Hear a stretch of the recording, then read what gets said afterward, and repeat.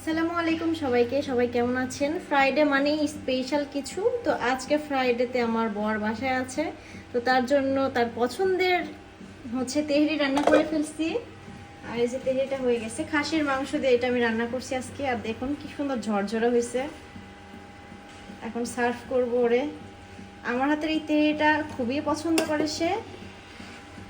তো ভাবলাম যে আজকে বাসা যেহেতু আছে রান্না করে ফেলি, আর শুক্রবারের দিন স্পেশাল কিছু না হলেই না। তো কার কার বাসায় কি কি রান্না হয়েছে আজকে ফ্রাইডেতে অবশ্যই কিন্তু কমেন্ট করে জানাবেন। আর আমার তেহরিটা কেমন হয়েছে কমেন্ট করবেন। ভালো থাকবেন সবাই।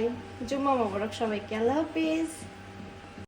আসসালামু আলাইকুম সবাইকে। সবাই কেমন আছেন? ফ্রাইডে মানেই স্পেশাল কিছু। তো আজকে ফ্রাইডেতে আমার বর বাসায় আছে, তো তার জন্য তার পছন্দের তেহরি রান্না করে ফেলছি। আর এই যে তেহরিটা হয়ে গেছে, খাসির মাংস দিয়ে এটা আমি রান্না করছি আজকে। আর দেখুন কি সুন্দর ঝরঝরা হয়েছে। এখন সার্ভ করবো ওরে।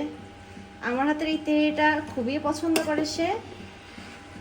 তো ভাবলাম যে আজকে বাসা যেহেতু আছে রান্না করে ফেলি, আর শুক্রবারের দিন স্পেশাল কিছু না হলেই না।